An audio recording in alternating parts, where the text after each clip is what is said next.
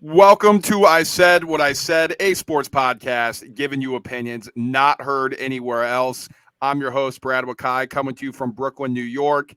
That is my co host, Tyson Gentry, coming to you from Missoula, Montana. And it's a big week in the world of golf, Tyson. We have the U.S. Open, a phenomenal week every single week, one of the toughest tests in golf, and it gets even better because we're going back to a golf course that hasn't been played on the PGA Tour since like the 1940s. Los Angeles Country Club in Beverly Hills. It's going to be awesome. You know what's crazy about not having a tournament there, period, since like the 40s, is now you have the hardest one. So these these poor regular members at this course have been playing this thing a certain way for 80 years, and then for the last month and a half they haven't watered it. The rough's getting longer. Like, I don't know, man. I'm a little upset if me and my boys on our 8 a.m. rounder in retirement all of a sudden start shooting a buck 20. Yeah, I would not go over very well, I don't think. But hey, listen, you don't have to pay as much for your dues this year. You don't. Okay, well, it works for me. But yeah, this is at LA Country Club. This is where they're going to be playing as a North course. So just a little background. It's a George Thomas original. So it's mainly kind of known in the area of Los Angeles. He did Riviera, where Tiger plays his events, but it's been updated by Gil Hands, who has been doing a ton of renovations on a lot of these major courses. Wingfoot in 2020, Brookline in 2022, where Matt Fitzpatrick is the defending champion over in Boston or in Massachusetts. Those are two U.S. Open venues. Also did Southern Hills for the 2022 PGA Championship. So he's had his hands in a lot of these different courses. It's like one of these famous renovators right now. Certain guys cater to his golf courses better than others, namely Bryson DeChambeau, who actually has the most wins on a Gil Hands courses, which is something interesting. But I'm excited, man. You don't get it very often where you're in Los Angeles and there's zero water on the entire golf course. It's going to be interesting. That's like an angle that I don't think people have thought of at all.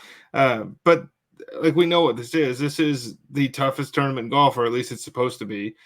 This is kind of like the one that flies under the radar until the week of, and then everyone's like, "Oh, the U.S. Open's sick. I love the U.S. Open." If you're a real sicko, this is the one you look forward to the most out of everything, because it's just, you have to be perfect basically for 72. Now, this one could play a little different. We don't have much data. We don't have, know. like, as Tyson and I were modeling for the week and trying to plug in some certain guys who we think may pop in this week. It's a par 70, 7,421-yard course. So it's going to be difficult. It's going to be long.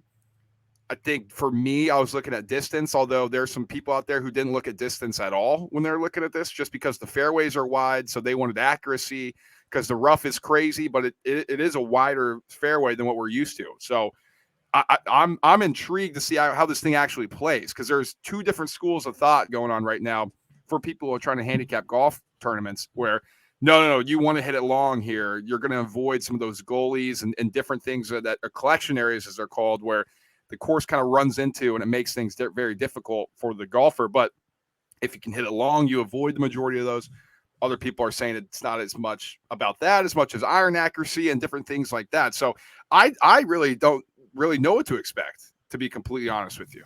Well, it's fun that way. This makes it more fun for everybody, us included, as we dive through the board.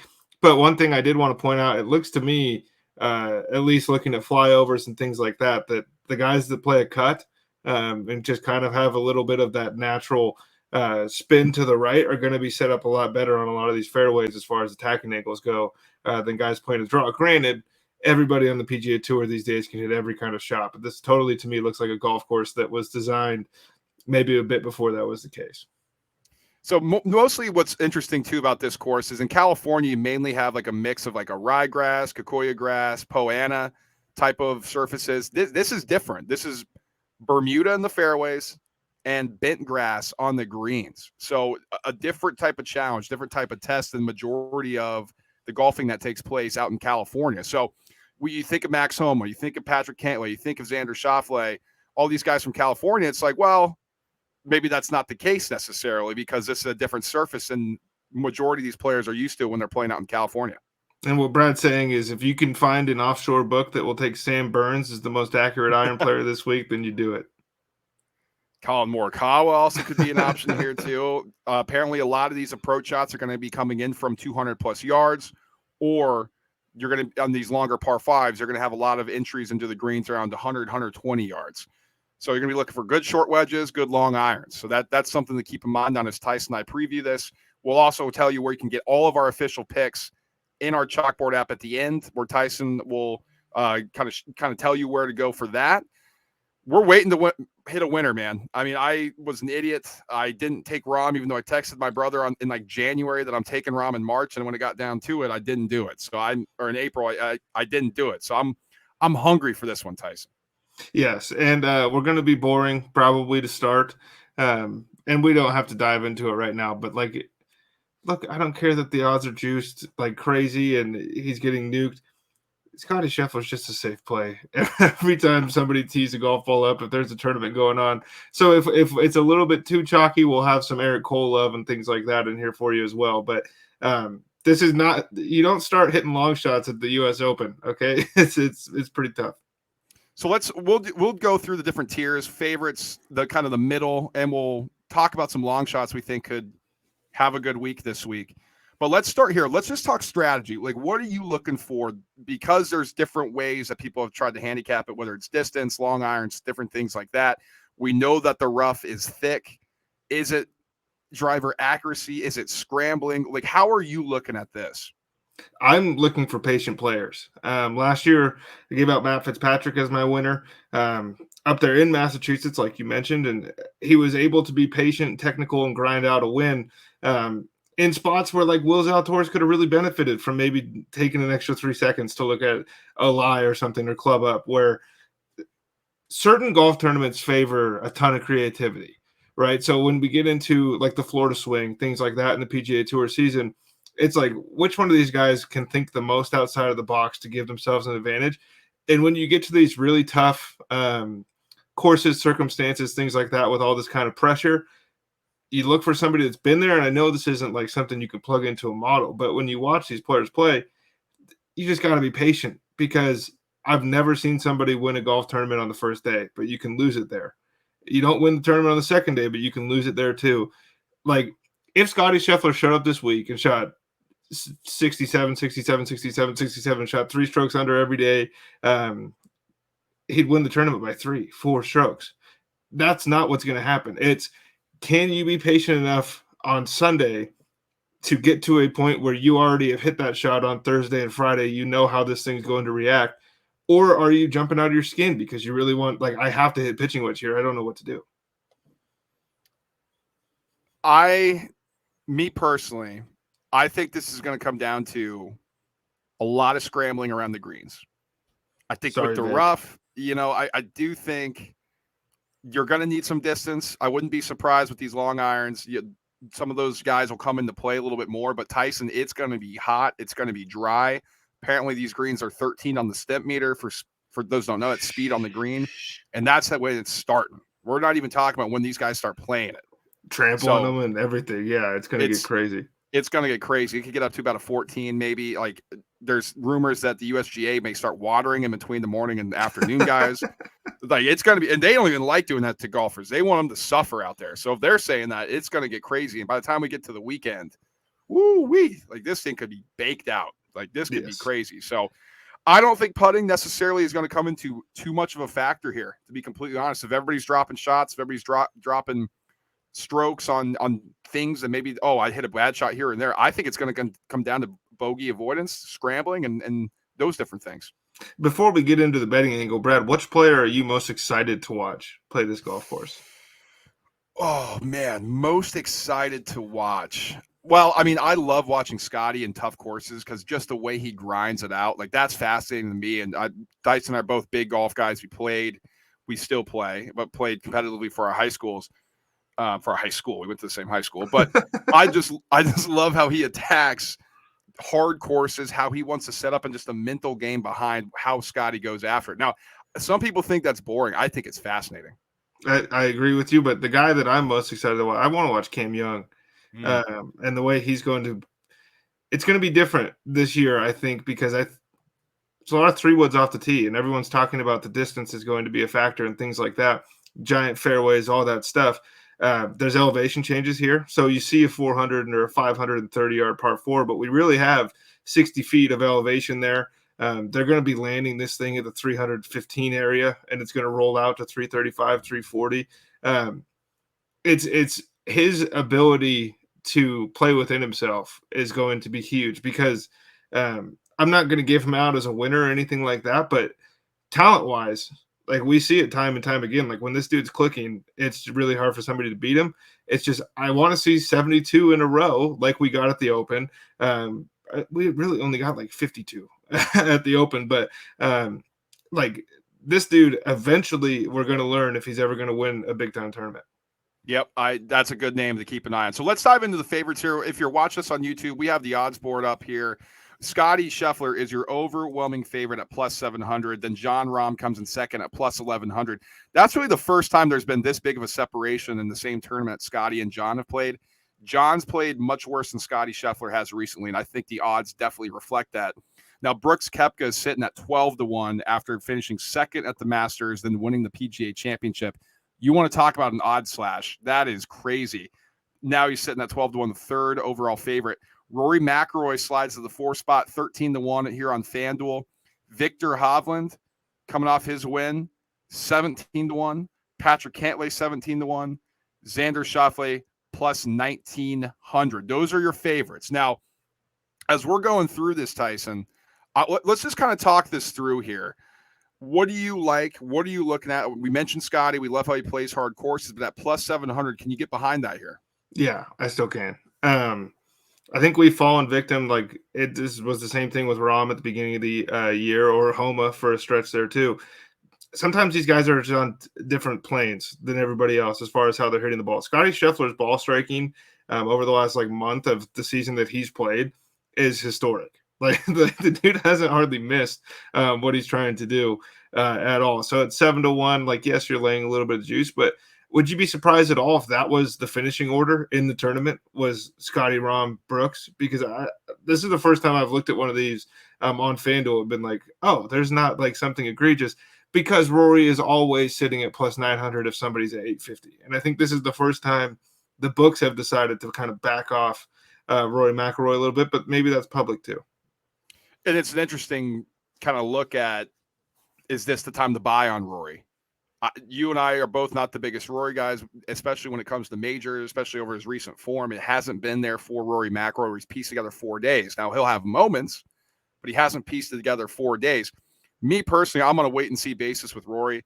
If I miss him winning the U.S. Open, I'm okay with that. Yep. I'm okay with it. Now, the one is Brooks Koepka. I think, what do you do here? It's a clear odd slash. Now, is it because, well, he's been the best performer in majors this year? Do the books know that, hey, it's Brooks? Oh, he'll probably just win, right? This is the U.S. Open. Did I take an advantage of that? I think this is a fade opportunity for Brooks this week in terms of outright markets where you're sitting at 12-1. I'll pass on that. I'll put my hands back and say, no, thank you. I think it's been a month or so since we decided that we wouldn't be passing on Brooks Koepka in any major for the rest of his career. And so we're both here saying, like, I don't love him at his number. But to be fair, I didn't love him at his number going into the Masters or the PGA. I just wasn't a believer, and he proved me wrong there. So maybe he does it again. Dude, it's so hard to even take top 5 at 3 majors in a row, let alone win 2. He's on a different level right now. It's pretty crazy. He's on a different level right now. We'll see if he can keep it rolling. Now, Jon Rahm's the interesting one to me, Tyson. And we're talking about the big 4 here, plus 1,100. I can't believe we're getting 11-1 odds on Jon Rahm at the U.S. Open. It's pretty crazy, but there is a world, like it's a non-zero chance that Rahm comes out, shoots 2 over, and is like can't get back on Saturday, and all of a sudden, or Friday and moving day doesn't really matter. Like we've seen that from him before, where he can start super, and he started super slow, and then kind of made up ground as the tournament went on at the PGA. But like it never really got going, and then all of a sudden it's over, right? And it's just like, okay, this guy's done. So maybe that's still sticking in people's heads, but like of the top 4, Rory would be the one that I would say is the most likely to miss a cut.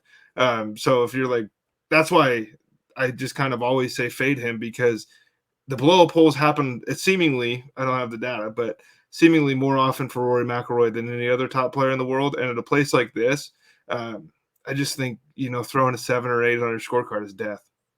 Now, the last three here that we're going to put in the favorites here because they're under 20-1. Hovland to Cantlay at 17-1 and Schauffele at 19-1.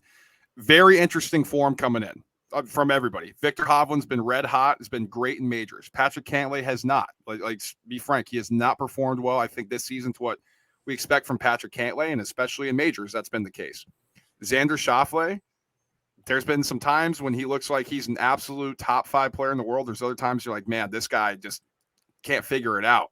Are you expecting anything from these guys this week? Xander he's finished top 10 in 5 of his last 6 U.S. Opens. But he's kind of got this stink about him. Like, this is an underperformer in the majors. Is this guy ever going to break through and win one? I think that's misplaced. I think that kind of stigma or thought should be on Patrick Cantlay, a guy who has 4 top 10s in 25 career majors, and hasn't figured out how to play them to this point in his career. I don't love either one of those guys as an outright ticket hold.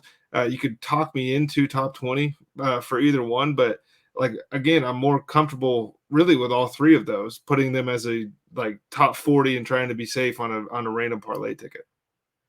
Yeah, I mean, I agree with you. I agree with you there. That's my thought. I think anybody out of those 3 that we discussed that I trust the most would be Victor Hovland.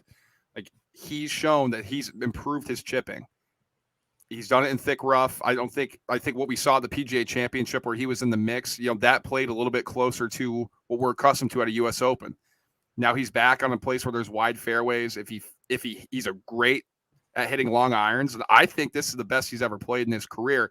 At 17-1, that's intriguing to me. I'm not going to give that out here as we get to the chalkboard later in this episode, but if I do lose one, or Victor wins one and I don't have a ticket on it, that is going to really hurt. Bad. I'm not going to lie. I think Hovland's moved into Will Zalatoris territory for us, where it just almost feels like it's the same thing that we were preaching for 2 years with Cam Smith and Scottie Scheffler. It's just like eventually you just kind of know sometimes, and you're wrong occasionally, right? I mean, sometimes these guys never put it together. We're still waiting for the Joaquin Niemann breakthrough here, but sometimes you can just tell, this guy is going to win a major championship. Let's move to the middle tier here, Tyson. Now, it's some other big names. I mean, Jordan Spieth, 24-1. Max Homa, California kid, always seems to play better here, 29-1. Cam Smith, 30-1. Matt Fitzpatrick, defending champion, 31-1. Tyrrell Hatton, who's been playing excellent, 32-1. And you just kind of go down the board here, some other big names that we can discuss here. Colin Morikawa, 36-1. DeChambeau, 41-1. Dustin Johnson, 41-1. Cameron Young, who we talked about a little bit, and Justin Thomas, 2-time major winner, 48-1. Ricky Fowler, Jason Day, big names, 48-1 and 50-1. It's all over the place here. I mean, it really is. Jordan Spieth's interesting to me. He's actually driving the ball accurately for once, and I think that could help him because he's a magician when it comes to this sort of stuff. Interesting note on Max Homa, while he performs well in California, he doesn't necessarily perform well on this surface, the Bermuda and bent grass, but he has the freaking club record here, apparently. Yeah. So I don't know. It's just something about that California air. I will say on that there's probably a pretty good chance it wasn't playing at U.S. Open conditions.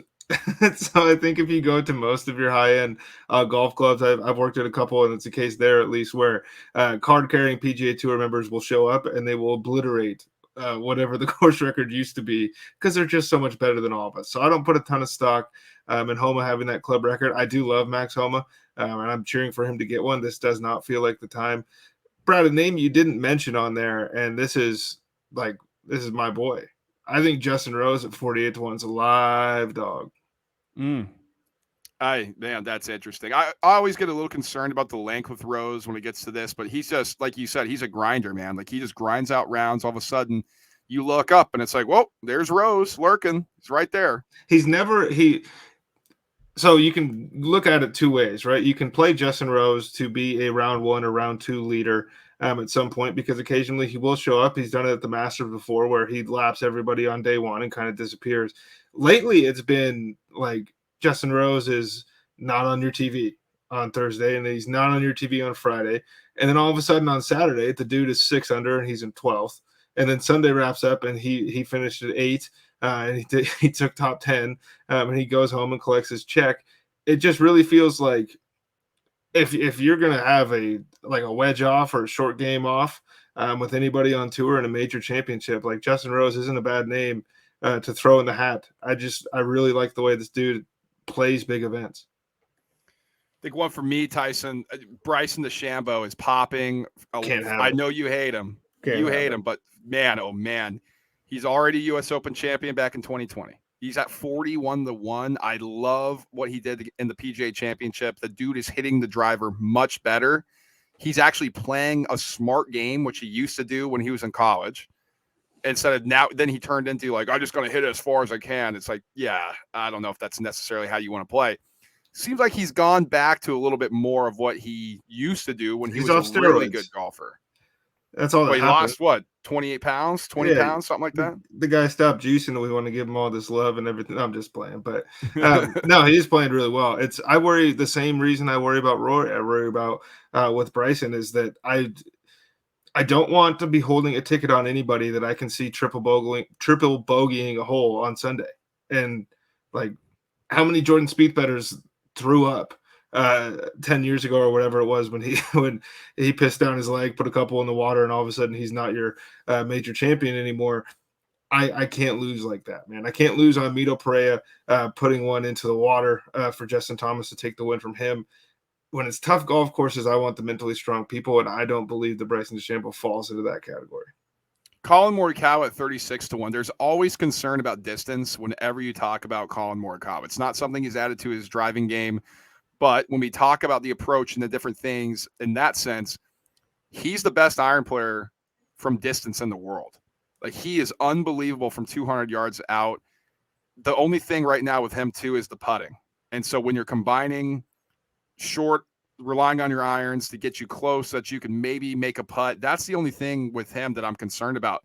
But at 36-1, who would have thought that we'd have gotten a Colin Morikawa at that number? Yeah, if you went in Time Machine 5 years ago and you told people that, they'd be freaking out. They would have placed their money with you, sent it back, and you could have made the bet. Another one, Brad, Tommy Fleetwood's playing some good golf right now. Yeah, and he is. We're not like the biggest Tommy Fleetwood. Tommy Fleetwood he's getting pretty close to like Ricky Fowler territory, although he's better. But it's just like, is this dude ever going to win? It'd be pretty awesome if his first one was a major, especially losing the way that he lost last weekend on a 72-foot bomb in a playoff hole. The dude's playing as good as anybody in the world. He is. And I was going to say, Ricky could be sneaky. He's been playing fantastic golf. Now, he does have a Players' Championship. So he does have a 5th major. He's never won a major championship. Right. That's the only thing really missing from his trophy case. I don't think it's going to come here at this U.S. Open. He's still trying to piece together his game. I do think he's going to win on the tour this season, though. I think he's been playing fantastic. Just get us more Ricky commercials. That's all that I really want. Come on, Puma. All right, let's get into the long shots just to close it out. We'll give some of our official picks, and Tyson will tell you where you can find the rest of them. But let's look at the long shot board here, because there's a lot going on. Like, I mean, just where we're looking at this thing, you got Adam Scott, who's playing great, 75-1. Patrick Reed, who's been great in majors this year, 75-1. Sam Burns, 75-1. And then just kind of piecing some of the big names, like we mentioned Joaquin Niemann, he's at 100-1. Sahith Theegala has been an okay player recently, 100-1. Tom Kim, who's kind of made a little name for himself, especially at the President's Cup, 130-1. Always some concerns there with his distance off the tee. Minwoo Lee, who plays hard courses really well, 130-1. And then going down here, Eric Cole, who you mentioned. Now, I'll let you say a little something about him, but he's playing these hard courses so well, and he's 210-1. And this is where it gets tough, is because of course I want to hold the ticket on this guy, because if he wins and I'm right, then not only do I get to be right, but then I get to make money. I want to play a top 20 ticket with Eric Cole or a top 30 ticket with Eric Cole. I don't want to be sitting there as, let's say everything goes right and he's on the 18th tee box on Sunday and he's got the fucking Terminator Scottie Scheffler standing next to him. I don't trust Eric Cole in that situation. So to me, once you get into like these huge ones down here, it gets really hard. But I don't know. The dude just hits the ball in the fairway, and then he hits the ball somewhere up by the green, and then he's up and in. And what really more do you need?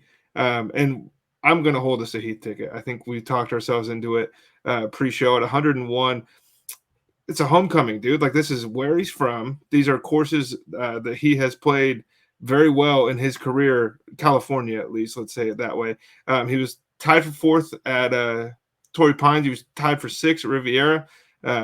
He's playing not the best right now, but we've seen over time that sometimes your current form doesn't matter as much at the U.S. Open as it seems to in other major championships, because it plays so much differently than the Charles Schwab is going to, or the RBC Heritage. Like, it's the only real swing of the PGA Tour where once you get into it, it's like, oh, that's nothing like what we just had to deal with. A lot of first-time major winners come at the U.S. Open, and a lot of that has to do with what Tyson's saying. It's a grind. If you can just piece it together, you don't need to be playing your best golf. You just need to not make the worst mistakes out there out of the field. That's pretty much what it comes down to. So, yes, I'm holding this Heath ticket with you as a long shot play. I'm talking myself into Denny McCarthy for a long shot play too. An absolutely elite putter. And I know I said that I don't think it's going to come into play as much this week, but he's out of a ton of length off the tee. And when it comes to scrambling, I want a guy who can at least make some putts when scrambling gets down to it. Like, it's not all about chipping and getting it up there and okay, that's good. Let's a little tap in. Like, sometimes you're going to have to make 10 footers. And Denny McCarthy is nails with his putter. So at 110-1 for a guy who's been playing very good golf this season, he's intriguing to me. I think I may hold a long shot ticket on him as well. And I did want to say, like, on your point on putting, the best player in the tournament, the guy that wins the tournament, he's probably not going to be the best putter there. So when people hear that, they're like, oh, what the heck? But the best putter in the tournament is going to be within the top 15 or the top 20, because they're saving themselves. It's very rare that you get Scottie Scheffler a week where he's the best putter in the field, or something like that. For instance, a John Rahm week, a Koepka week, whatever it is. Like, freaking Michael Block was the number one putter at the last major that we had. And what did it do for him? It made him a whole bunch of money as just a guy. So that's the difference. Like, if Denny McCarthy shows up here and he gains 2 strokes on the field on the greens over the week, he's going to take top 20. Okay, Tyson, let's do it. Let's get into money-making time right now. Let's do this. Do you have 2 outrights you want to give out on the show right now? Are you good with that? I have one for sure. I'm contemplating giving out another, but I don't know. What do you think? Well, I'm playing Scottie. That's the thing. I'm going to play Scottie Scheffler, and then I'm going to play Xander Schauffele, because to me, I think that Xander is a good look to be in contention on Sunday. And it's really tough with golf tournaments. People kind of, I think, have a misconception, because it's not like an NFL game where you know for sure going in, like, oh, the Bills are way better than this team. They're going to smoke them. We don't really know who's playing the best golf sometimes until Saturday of these things. But I do know that Xander is going to show up. I think he's going to grind. Doesn't quite hit the ball long enough for me to be like truly confident in him, but he is one of those guys. He's one of my guys that I just think one day is going to be holding one of these trophies. That's interesting. I like Xander a lot, man, but the whole thing is, like, the Olympics. Like, I know. But, oh gosh, man, I'm going to feel like a piece of shit when I don't have a ticket when he wins, man. I'll tell you that right now, because I do like his game. But I'm going Scottie as well. If I'm playing one play this week, people, it's Scottie Scheffler. Yeah. Now, it's chalk. And we come on this when we do golf podcasts and our golf breakdowns. We say, don't play the favorites. Don't play the favorites when it's the Charles Schwab, when it's the 3M, when it's down in Mexico. Because that's really not how golf works. There's guys that are playing hot golf maybe you've never heard of, and all of a sudden they have a big week. I think majors are different, and I think majors are different with this guy in these type of course conditions. He is by far the best player strokes from tee to green. Like, it's just not even close. The guy's approach is insane. The guy's accuracy off the tee is insane. He's long off the tee. The dude is a great iron player, and he just gained so many strokes on the field. The only problem with Scottie right now is his putting. Yep. If he could putt, he probably would never lose a golf tournament. That's how good he is swinging the golf club. It's insane. Apparently, he's thinking about making a putter change for this week. Like, is in his head too much about it? You cares. He's just a guy who goes out there, grinds, makes great approaches into these greens. And I think if you don't have to be a great putter, Tyson, he's just going to make enough that's going to keep him around for the weekend and keep him in contention. So Scottie's, if I had to play one, it's Scottie. Now, shit, I can't believe it, man. You know what? I'm going to do it. Screw it. Because you gave out your boy, Xander. I got to do it, dude. I got to do it. And you're going to be rolling your eyes the entire time. Which one? Which one of them is it? I'm taking Bryson DeChambeau at 41-1. I thought it was Pat Reed. I thought you were coming through with Patrick Reed love. Like, what are you doing to me? No. I still think distance is important. I don't know. Other people aren't, but I'm still thinking distance is going to play a part here. And that's one of the reasons why I like Bryson. He's long off the tee. He's played very good at the PGA Championship. It just looks like he's a different player. And when he's locked in and interested in playing golf, the dude's elite, man. Like, he just has a talent skill set that not a lot of people have. And in my model that I put together, I have him sixth. Like, he's finishing sixth in that, and with fair odds of 19 or plus 1938. Like, you're giving me 41-1 on that. You know, man, it's hard for me to shy away from that, to be completely honest. So I'm going to take him here at 41-1. Take that for data. But one thing I did want to say on the Scheffler thing, as you were talking about, we always say don't play chalk. It's tough, blah, blah, blah. It's also tough to see your guy flame out on Friday. And when you hold the Scottie Scheffler ticket, you at least get to have a little bit, you get that feeling in your stomach on Sunday because your guy's still in contention. And maybe that's not worth the whatever your unit size is to you, but it's worth about a quarter. Because it's not fun to be holding the Justin Thomas ticket as he misses the cut. That's for sure. Oh, man, we'll see if Justin Thomas can get back into form. But Tyson, we have more stuff. We got placement markets, top 20s, top 40s. We always put together a nice little fun top 20, top 40 parlay for the people in the chalkboard. Go ahead and tell them where they can find that. Yeah, the group name is the Roundtable Bets. It's in the Chalkboard app. It's on the App Store, Google Play, wherever you download your apps. It's Brad, myself, and a group of other people in there, and we're all just kind of talking shop, talking ball. Really what we think is going to happen has no bearing on what we think you should do. So we're in there, and we're open to hearing what other people have to say as well.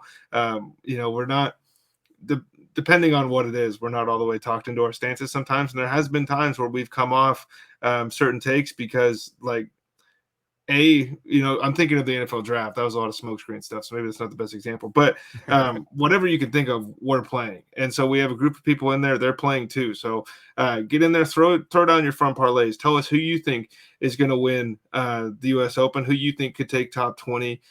Do you disagree? Do you think Eric Cole is like the dumbest person you could ever throw into a top 40 ticket? That's just fine. Come tell us. But we have the NFL season-long market is open or opening as far as player props go right now. We have college football stuff is basically all up at the moment. We have the NBA draft here at the end of the month in June, and we're going to try to smash all those. So hop in there and join the chalkboard. Absolutely. And in the meantime, like, subscribe, and share the show. If you're watching us on YouTube, smash the like button. If you're listening to us in podcast form, rate, review, and just let us know if you have a question. If you want to just comment, that really helps us out, helps us become more discoverable, and we really appreciate that. And you have a question, we'll answer it on the podcast if you comment. And in the meantime, you can always stay connected with us on our social media pages, our Twitter, our Instagram, our TikTok. It's all the same, at ISWIS_pod. Like Tyson said, we got a ton of stuff coming up. We got a lot of content to cover for you guys. So stay connected with us. We'll have more later this week. So until then, guys, peace.